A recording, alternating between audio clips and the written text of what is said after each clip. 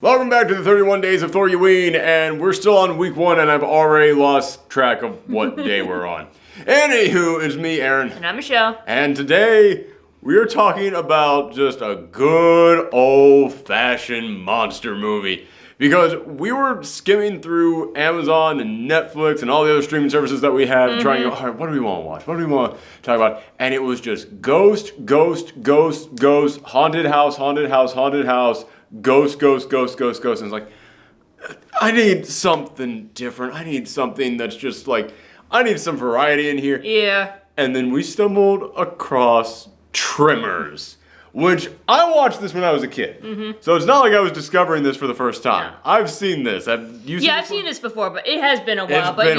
But this was one of those movies that every single kid that was growing up in like the early 90s, like you watched it when it came on USA at some point. Yeah, exactly. This was one of those movies that like USA just bought up. I think USA even paid to have like a couple sequels made for this thing just to air directly on their network.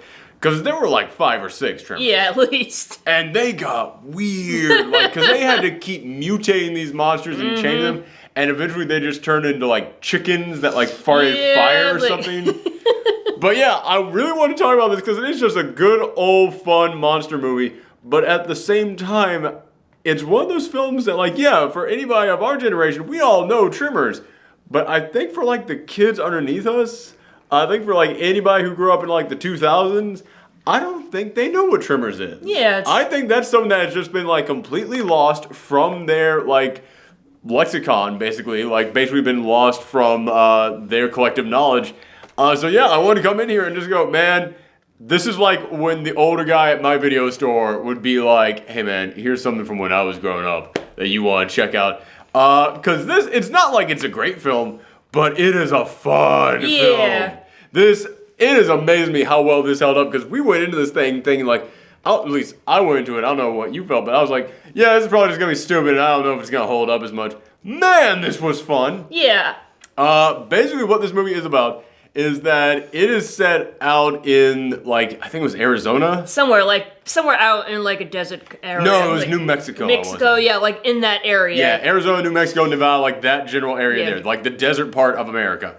And it does something really fascinating by taking advantage of the fact that it's in the desert. But I'll get to that in a second. But it stars Kevin Bacon and a whole other like slew of like great character actors. Like I don't even remember like half the other people in here, but they're those kind of actors who you're like, I don't remember who you are, but I know the exact things that you have been in like over and over and over again. I'm gonna go ahead and look them up while we're doing this. But yeah, and they are guys who, they just kind of like work like they're like handymen. Yeah, basically. They're like they don't even have like an official job. They're more like the guys who you call up when something breaks. They're like work for hire. That's kind of what they are, yeah. Like they're just guys kind of like living off the land, like working off of like, you know, whatever anybody else needs out there. Yeah. Like I knew a lot of guys like that when I was growing up on a farm. Like they're like, what do these guys do for a living? Well, when we need help, we call them. What do they do when we don't need help? Other people need help, like just like traveling handymen. Yeah, it's very such a small town USA thing. Such a small town USA thing, yeah. Fred Ward was another guy in there. Reba McEntire was in this movie. So many people in there. Anywho, but basically, these guys, they've decided, you know what? It's time for us to get out of here. We have had to put up with other people's crap long enough. It's time that we move out of here and we actually make a name for ourselves. We are going to get out there. And as they're leaving, suddenly they just discover that like all the roads have been blocked off. And they find an old guy from town. He is dead up on an electrical tower, just standing up there, and he died of dehydration because he just did not want to come down from there. He just stayed up there for days. So this big mystery starts coming around, and suddenly like some of their other neighbors just disappeared. When they go to investigate, they find their car like submerged in the ground, and they discover that the big threat is some underground giant worm monster that it can basically swim through the ground like Jaws swims through water. Yeah, exactly. And like that's what's so fascinating about like these monsters. It's like you don't expect things to like pop up out of the ground. You expect it to like come from out of the water or out of space forest, or yeah. the forest. And it's like they don't even like give an explanation for like the origins. They at one point they say like, wow, this thing must have like been here for centuries. I mean, for long before mankind. And basically, they kind of say like, this is just some creature that's been on Earth longer than we have, and just now has risen to the surface. Yeah, but it doesn't explain why they've Not risen really. already. But it's like that sort of like adds to like the mystery. Yeah, absolutely. And I like that there's a college student there who's a cartographer, and she's like studying seismic activity. So there is somebody there who can kind of like give you some information, some facts on all of this. But this entire movie then becomes them just having to outmaneuver these creatures that they can't even see, they're just anywhere. And these creatures, they can hear vibrations. Yeah. And it's kind of like this was the original Quiet Place, because there is a moment in which everybody is just huddled up inside of this convenience store. It's like the place where it's a convenience store / diner / tourist trap, because the guy who runs it is this guy who's just constantly trying to figure out how to make a buck. Yeah. In fact, when they even like find one of the tentacles of these monsters, he's the one who goes, all right, I gotta come up with a name for this thing.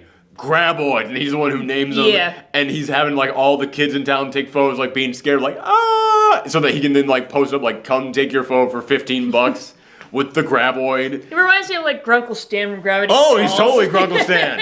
I didn't even think about that, but you're totally right. He's absolutely Grunkle Stan. And I can't remember the actor's name, but he played the wise old guy in Big Trouble in Little China. And that's what this entire movie is. It's just your favorite character actors all crammed into one tiny room. It's almost like a Twilight Zone episode. Because it's, okay, a bunch of character actors, you only have one room you can use, and all the areas outside that room, and you have to be scared of a thing that you can't really see. It's basically just like the B-movie, like, grindhouse version of a Twilight Zone episode is what this is. Which is an insane sentence to say, but that's what makes this movie work. It's what makes it so goddamn fun. Like Reba McEntire and I can't remember the other actor's name, but the Reba McEntire and her husband, they're like survivalists. Yeah. They're like those guys who just jam-pack their house with guns because one day stuff's gonna go down and you gotta be prepared for it. And man, again, I grew up in the South on a farm. I knew so many people like that. And it's weird, I was watching this like, oh yeah, back when I was a kid, that was funny because I knew people like that. And now, 21st century, and it's like, oh, those people haven't turned out to be that funny. You kind of look at this a little bit differently. That's like the one thing from this movie that didn't age well. It's like, oh, those people have like over the past couple of years been starting some shit. Okay. Yeah, but like in this universe, yeah, they were correct. Some shit actually did happen. Yeah. That's one of the reasons why I think I kind of got into horror when I was a kid, because I knew a lot of guys like this who was like, one day some shit's gonna go down. And I was like, well, when the zombie apocalypse breaks out, thank God we got these guys around. And it wasn't until I got older, I was like, the zombie apocalypse isn't gonna fucking happen. What are you guys planning on? But like the thing is, because the graboids, they're underground, they were able to like penetrate their bomb shelter. They had a like bomb shelter designed to withstand like the impact of like an atomic blast, and these things just burst in like, "Rrrr."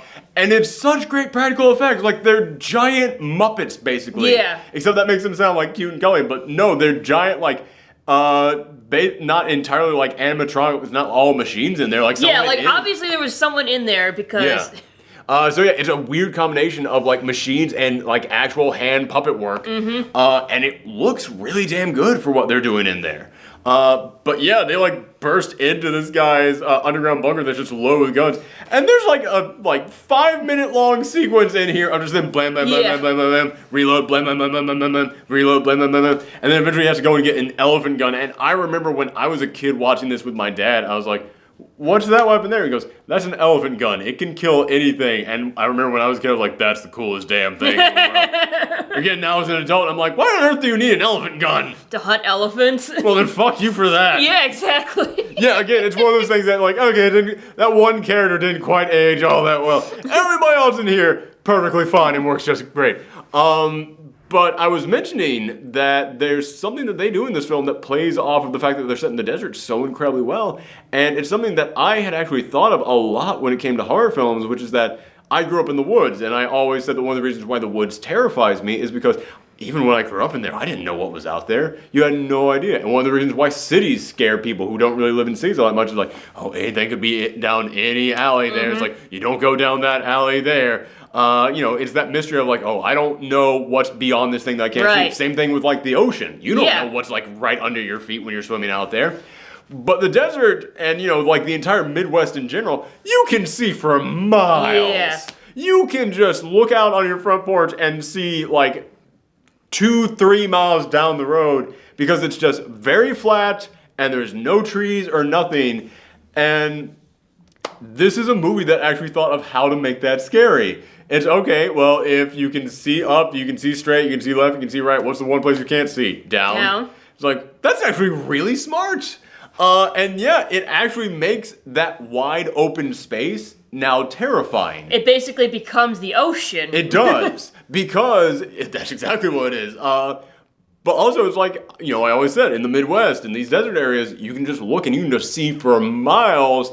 And normally that would be like a safe feeling because you would know, okay, yeah, there's nothing in that direction at all. I'm absolutely fine that way. But now when you know there's something underground, you look out and you see just miles and miles and you go, there are miles of no help, miles of just this creature being able to get me, of nowhere that I can run to, because like they have to like jump on rocks at one point so that the graboids can't get them. And I was like, man, if you just looked out and you couldn't see rocks, there would be nothing there. Like you would have to like look out for like miles and just go, okay, where on earth can I like make my like movement? Yeah, like eventually it gets to the point where they all have to like just stand on their roofs. Yeah, and the graboids just start eating through the houses. Yeah, that's the thing. Like the graboids, they're smart. They learn to like get their prey and everything. Like, oh, they're on this thing, but this thing I can tear down. Yeah. So they just start crashing into it. And again, it does the thing that a lot of great horror films do, where they go, okay, well, we have one place that we can get to, but that's the last resort.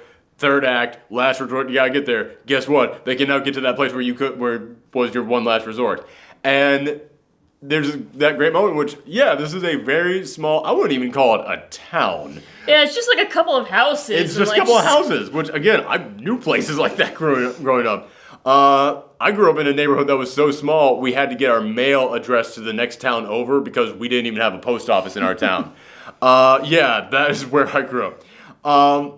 But yeah, it's like just like 5 little tiny houses and a shop just in this one little area there. And yeah, they're all staying on each of their own individual houses. So again, it's almost like being on like life rafts. Yeah. Just like floating there in the ocean. It's like someone's on that raft over there, I'm on this one over here. And if I gotta get to them, I gotta kind of go out there into the water. Well, I guess life rafts can actually like... Yeah, but that's... So the metaphor doesn't entirely work. I guess maybe like deserted islands would be a better... I guess. Or just rocks in the ocean. Basically, they are just deserted islands at that point. Basically, because they are like, we're all completely separated from each other. I can yell to each other. But again, if you yell, you attract the graboids.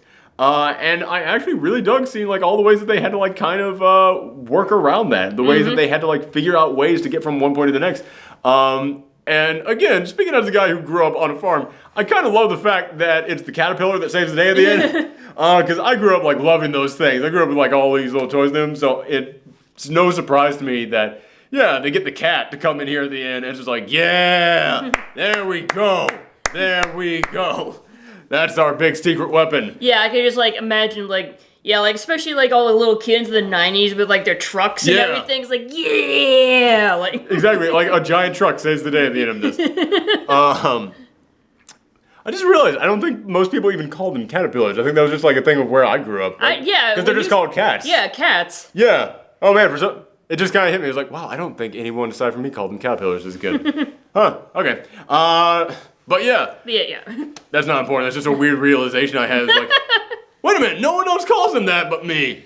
Was that a regional dialect? Was it people I knew grew up? It's like, I was just like, oh, so that's what cat is short for. I did not know that. No. I thought they were just called cats. I think I just called them that as a kid. It just hit me as like, wow.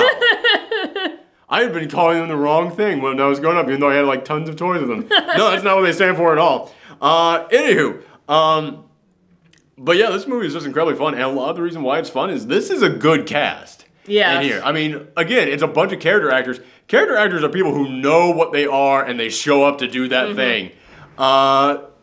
And Kevin Bacon and like his friend, they have such a good relationship with each other. It was this relationship of like, one's the older guy who he knows the right thing to do, but he's still gullible enough to fall for the young guy stuff all the time. But they're still friends, they still care about each other. And I love seeing them like constantly having to do like the rock, paper, scissors thing over and over again. Like a small thing like that, it just says so much about their history and about how much they know each other. So you instantly get that feeling of like, oh yeah, these guys, they know each other.